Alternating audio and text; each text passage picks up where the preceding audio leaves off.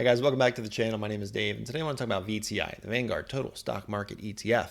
It's a very popular ETF, one that I've been buying for years, and I'll continue to buy it. Let's just clear that out of the way right now. But this last week, the S&P was down another 3%, and over the last 7 weeks, I verified it, down over 14%. I also lived it. Now, Wednesday, bad day, the Dow was down over 1,000 points in one single day.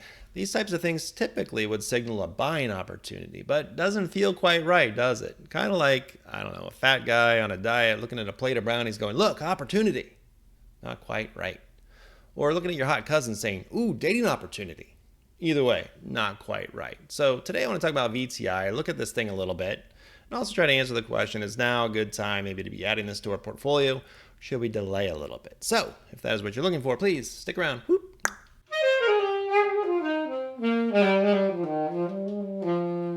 So real quick, for brand new investors, VTI is an ETF, a basket of stocks that you can buy with one share.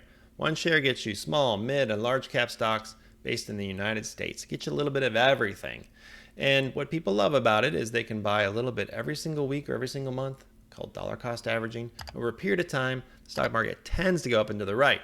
Now, right now, I realize it doesn't look that way. But over the long period of time, it's shown that time and time again, it will do it. You just have to have faith and belief and start getting in there and dollar cost averaging. Now, in the past, I have been accused of being a Vanguard rep, but you couldn't be further from the truth. I don't really care which one of these you buy. These are all the same thing. So we're looking at VTI, the Vanguard Total Stock Market Index.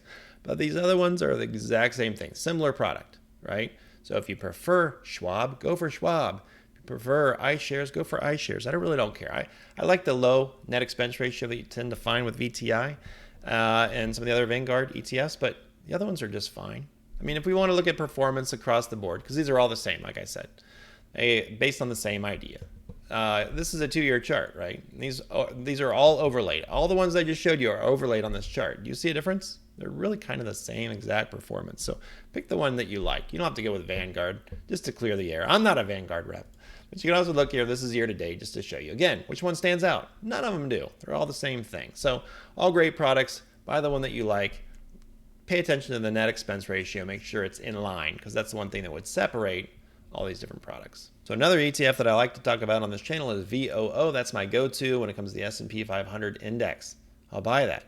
But for some people, that's just not enough. They want a full soup bowl, right? So they get their soup bowl, and they take S&P 500 index VOO, and they toss it in the soup bowl, and they still want more. So then they get VO, and they put that in there. That's all the mid-cap stocks. That goes in the soup bowl. And then comes along VB, right? The Vanguard small cap ETF. Got to put that in there. And again, it doesn't have to be Vanguard. And then you even get VNQ, and you get to toss that in your soup bowl as well. So altogether, you got this gigantic soup. And by the way, VNQ is the real estate ETF.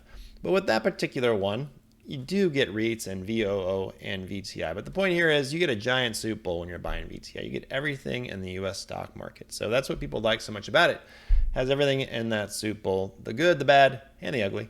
And because I just brought it up and it comes up all the time, VOO versus VTI.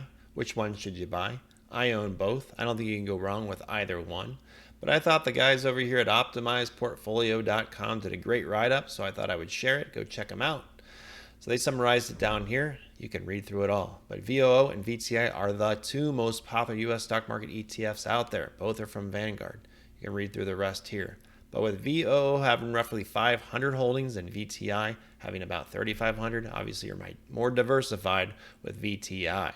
But specifically, they spell out, VOO compromises roughly 82% of VTI by weight. So which ones outperformed which over the last couple of years? Let's look at a couple of charts really quickly.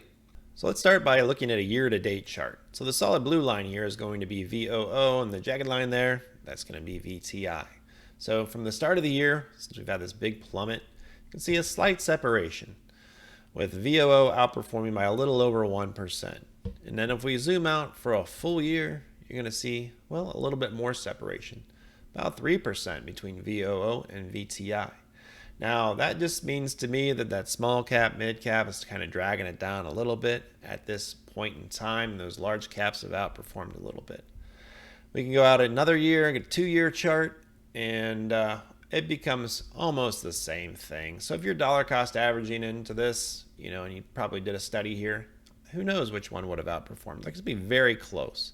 So I don't think you can go wrong with VOO or VTI, getting a little bit more exposure with VTI to some of the small and mid caps that certain markets are going to outperform those large caps. It just depends.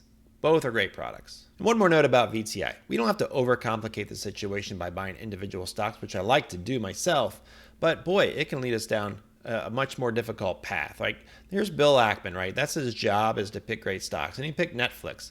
I have no problem with Netflix, but he lost $400 million over a 3-month period.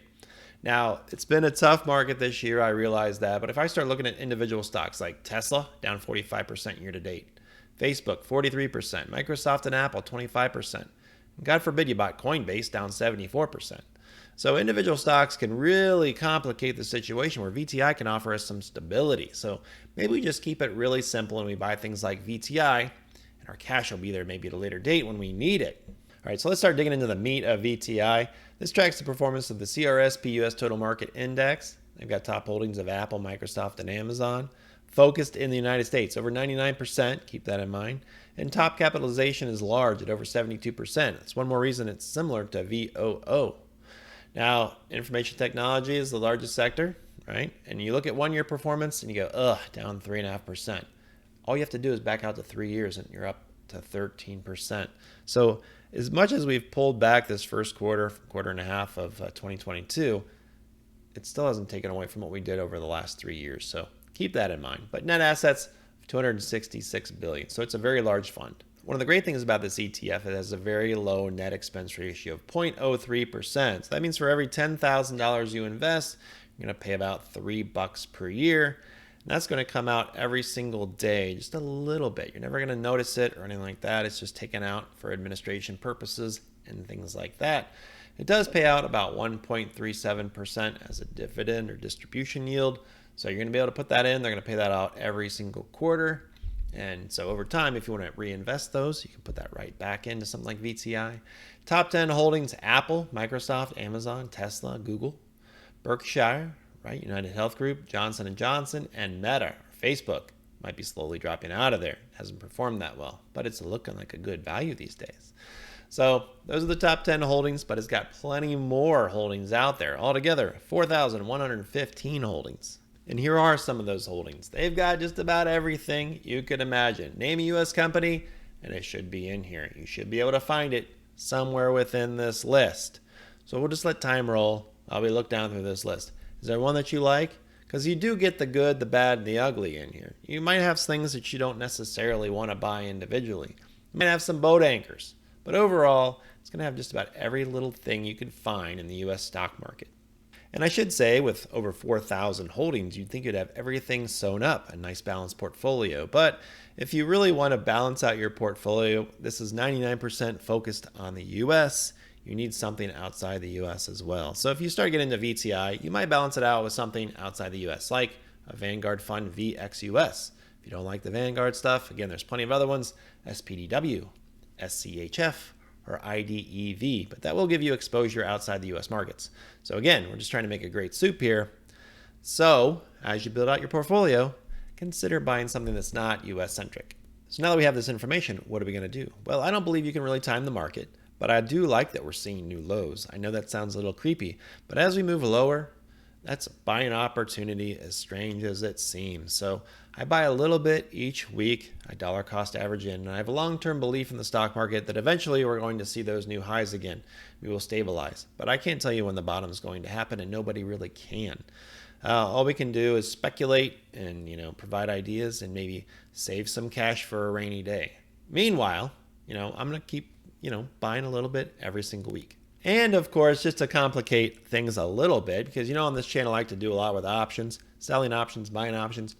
This is selling an option with VTI, just to kind of illustrate how you might do this with this particular ETF and what you could get yourself into right now. Because the stock's at $195.32, but I could sell a put out about a month with a $180 strike. That means it'd have to fall from $195 down to $180 by June 17th in order for it to get put to me. And for doing that, I get to collect a premium of about $164. I bet I could get $170 for it. And that's my cash right now. So I get to put that in my pocket. And if VTI falls all the way to 180, which might take 2 or 3 days in this stock market, it will get put to me. But at least I'll get to buy it at 180 instead of 185. So that's an option for options with VTI. Any questions? Ask down below. So that's some information on one of my favorite ETFs, my buy and hold forever VTI.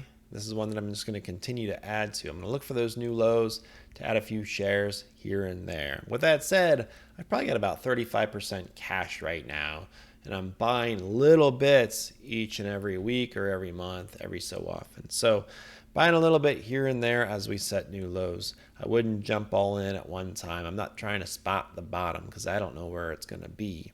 Hopefully not too far from where we're at as we get everything figured out.